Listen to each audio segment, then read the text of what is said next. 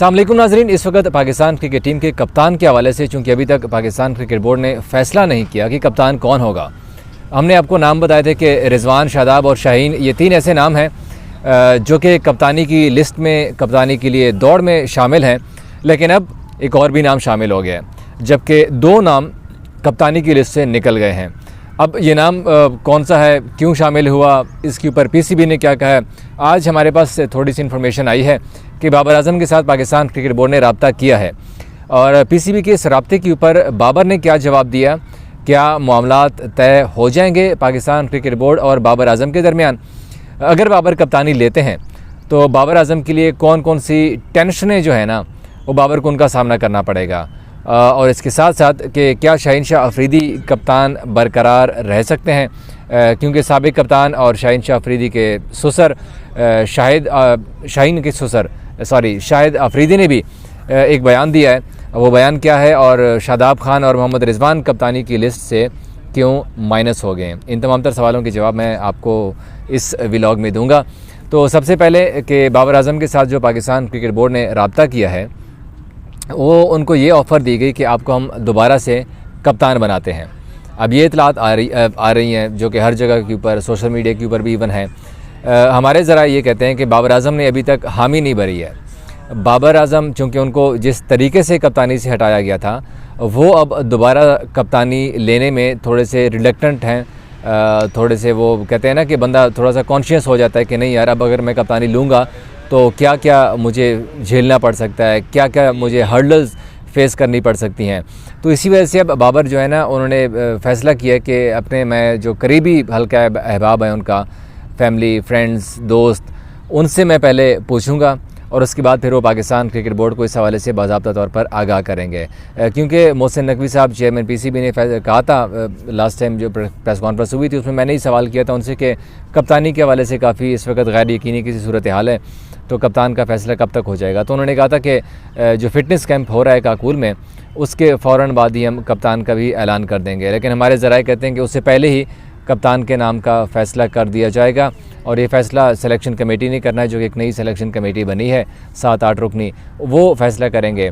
और अब वो सिलेक्शन कमेटी के जो अरकान हैं, उन्होंने बाबर आजम के साथ रब्ता किया, लेकिन बाबर ने कोई पॉजिटिव रिस्पॉन्स नहीं दिया।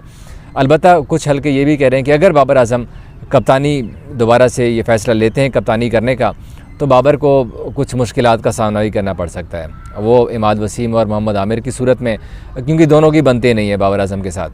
और कुछ तो ये भी कह रहे हैं कि ये सारी प्लानिंग शाहीन शाह अफरीदी की थी, क्योंकि उनको पता चल गया था कि शायद बाबर आजम को दोबारा से कप्तान बनाया जा रहा है और उन्हें हटाया जा रहा है। तो इसी वजह से अब शाहीन शाह अफरीदी ने इमाद वसीम और मोहम्मद आमिर को रिटायरमेंट वापस लेने के ऊपर उनको फ़ोर्स किया, उनको मनाया, ताकि उनकी जो लॉबी है टीम के अंदर वो स्ट्रांग हो जाए। अब रही बात शादाब खान की, लेकिन चलें शाहीन शाह अफरीदी की बात मैं मुकम्मल कर लूँ पहले कि लेकिन ऐसा कुछ भी नहीं है हकीकत में। ये हकीकत से इस बात का दूर दूर तक ताल्लुक़ नहीं है। अलबत्ता सोशल मीडिया की हद तक ये लोग अपना परसेप्शन क्रिएट कर रहे हैं। दूसरी जो बात है कि शादाब खान क्यों इस लिस्ट से निकले और रिजवान, तो शादाब खान ने ख़ुद ही कह दिया था कि वो कप्तानी नहीं करना चाहते, बल्कि शाहीन शाह अफरीदी चूँकि इस वक्त कप्तान हैं, तो उनको एक सीरीज़ के ऊपर कप्तानी से हटाना बेहतर फ़ैसला नहीं होगा, तो शाहीन को मौका देना चाहिए। इसी वजह से अब शादाब माइनस हो गए। साथ साथ शाहिद अफरीदी ने भी कहा, गुज़िश्ता रोज़ कराची के अंदर एक मीडिया से प्रेस कॉन्फ्रेंस में गुफ्तगू की है शाहिद अफरीदी ने, उनसे डिफरेंट सवाल हुए। तो एक सवाल शाहीन शाह अफरीदी की कप्तानी का भी हुआ, तो शाहिद अफरीदी ने कहा कि उन्होंने तो पहले ही कहा था कि शाहीन को कप्तानी नहीं लेनी चाहिए, लेकिन चूँकि पाकिस्तान क्रिकेट बोर्ड ने फिर फ़ैसला कर लिया था शाहीन को कप्तान बनाने का, तो अब शाहीन को मौका देना चाहिए, बजाय एक सीरीज़ के ऊपर उनको निकालने की। अब उनको प्रॉपर मौका देना चाहिए। क्रिकेट के जो हल्के अहबाब हैं, मेजॉरिटी, वो भी इस बात के हक़ में है कि शाहीन को अब फुल फ्लैश थोड़ा सा उनको मौका देना चाहिए। अब न्यूजीलैंड के ख़िलाफ़ सीरीज़ है, होम सीरीज़ है, इसमें भी शाहीन की क़यादत को देखना चाहिए, परखना चाहिए कि शाहीन कैसी कप्तानी करते हैं, क्योंकि T20 वर्ल्ड कप में भी टाइम है। पाकिस्तान के पास 3 सीरीज़ हैं, बाबर आजम को आप ऑलरेडी ट्राई कर चुके हैं। अब अगर शाहीन को बरकरार रखना है तो शाहीन को बरकरार रखने में ही टीम का फ़ायदा है, बजाय अब नया कप्तान लाने के, जिससे टीम में फिर और जो है वो गैर यकीनी की सूरत हाल पैदा हो जाएगी। शाहीन को अगर अनाउंस किया हुआ है तो शाहीन को प्रॉपर मौका देना चाहिए, ताकि कल को कोई ये ना कह सके कि शाहीन शाह अफरीदी बेटर कैप्टन थे बाबर आजम से। तो रही बात रिजवान की भी, तो पीसीबी के आला हुकाम कुछ हमारे ज़राए कहते हैं कि वो इस बात पर राज़ी नहीं हो सके कि रिजवान को कप्तान बनाया जाए। उसकी भी कुछ डिफरेंट इश्यूज़ हैं और इसी वजह से अब रिजवान को भी इस लिस्ट से निकाल दिया गया है।